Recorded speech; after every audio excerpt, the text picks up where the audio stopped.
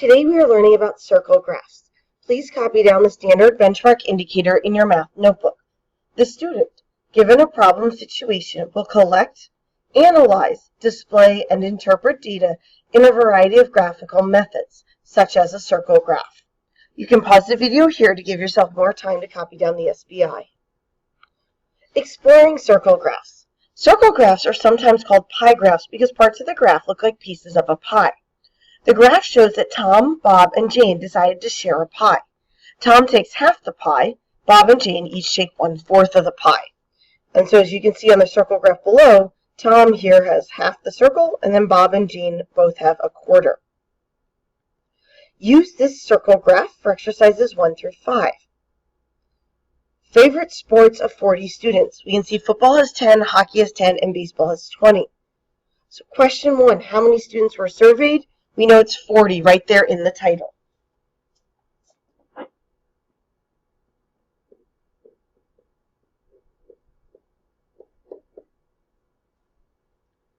Question 2, which sport was the favorite? Looking at the circle graph to our left, we can clearly see that baseball was the favorite because it takes up half the graph.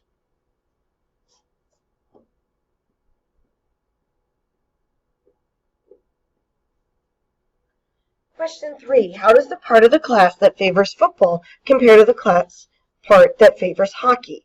And we can see they both have 10 and is both 1/4 of the circle graph, so we know they're equal.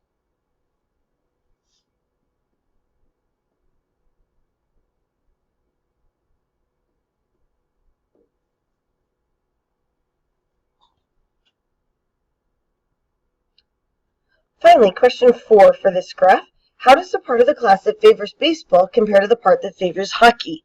We can see that baseball takes up half of the graph, hockey only takes up 1/4 of it, so the part of the class that favors baseball is twice as big as the part that favors hockey.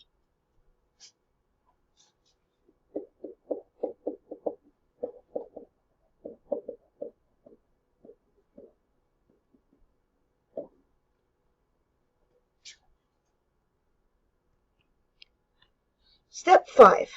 Trace this favorite sports graph. Use it to make a circle graph for the data in this table. So we have our circle there. We can see our table is labeled club membership, and we have 3 clubs: the math club, the computer club, and the chess club. And we know the number of students in the math club is 10, the computer has 5, and the chess has 5. So the first thing we have to look at is we have a total of 20 students here.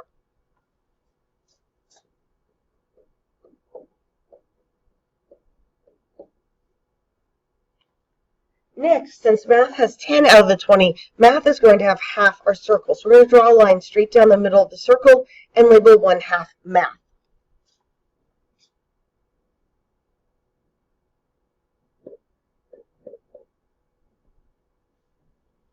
And we wrote the 10 under math because there are 10 students who like math. Computer and chess both have an equal number of students at 5, so they're both 1/4 of the circle. So we're going to divide the remaining half of the circle in half again and label one side computer and one side chess.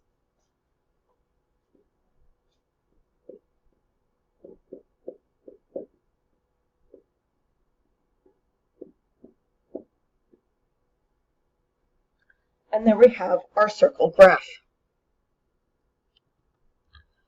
Next, we're going to look at how to tell how many students make up each section if you only have percentages, as opposed to them telling you actually how many people or things or other objects are involved in each section. So right here they tell us there are 50 students in the school choir. The circle graph shows the makeup of the choir. So if we look at our circle graph to the right, 20% of it's sopranos, 30% is altos, 25% is the bass, and 25% are tenors. So the question is, how many altos are in the choir? We know that 30% of the choir is made up of altos. So we know that 30% of 50 is about 1/3 of 50, or it's about 16. But to find the exact number, we know there are 50 choir members. We take the percent and turn it into a decimal. So 30% becomes 3/10, and then we multiply 3/10 times 50, which will get us 15. So there are 15 altos in the choir. For how many sopranos are in the choir, we know that 20% of the choir is made up of sopranos. So 20% of 50 is 1/5 of 50, or 10? To find the exact and check your estimate, we know there are 50 choir members. 20% becomes 2/10 times 50, which gets us 10. So there are 10 sopranos in the choir. The circle graph to the right shows how much water is used each day at the Clarkson Ranch. The ranch uses about 200 gallons every day. So if we look at our Clarkson Ranch water usage, we can see horses drinking water is 35%, washing the stable is 16%, human drinking is 21%, cooking is 5%, and human washing is 23%. So the first question is, what is most of the water used for? And if we look over at the circle graph, the biggest section we have is horses drinking water.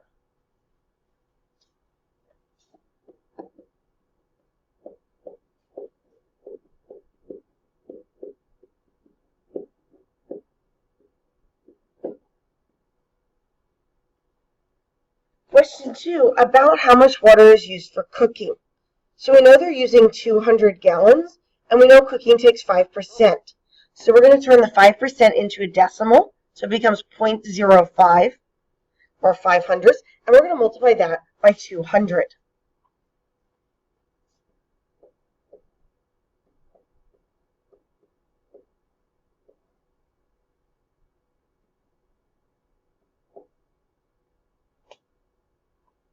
After we finish the multiplying, we need to put our decimal in our answer. Because we have 2 decimal places in our factors, we need 2 in our answer. So our answer is going to be about 10 gallons.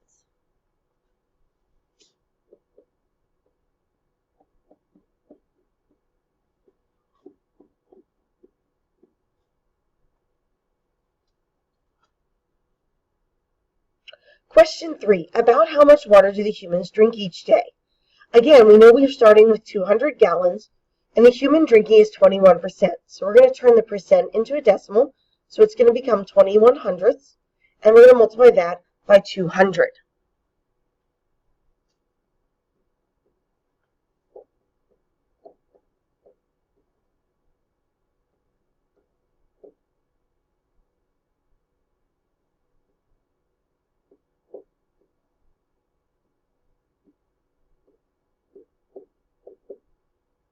Next, we need to put in our decimal. We have 2 decimal places in our factors. We need 2 in our answer. So, about how much water do the humans drink each day? About 42 gallons.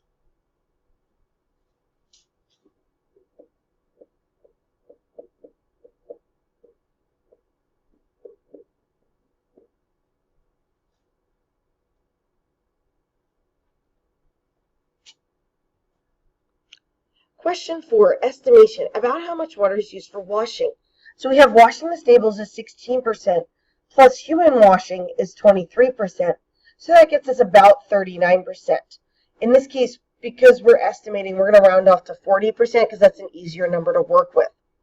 So 40% changed into a decimal becomes 4/10, and then we're going to multiply by 200.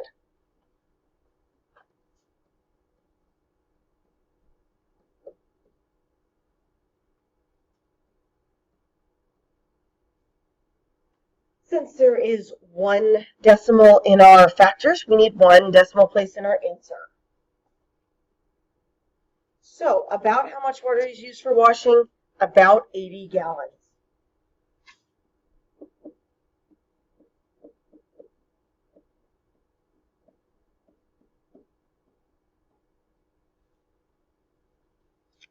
Please make sure you have all the work copied down on both worksheets, and please glue both worksheets into your math notebook.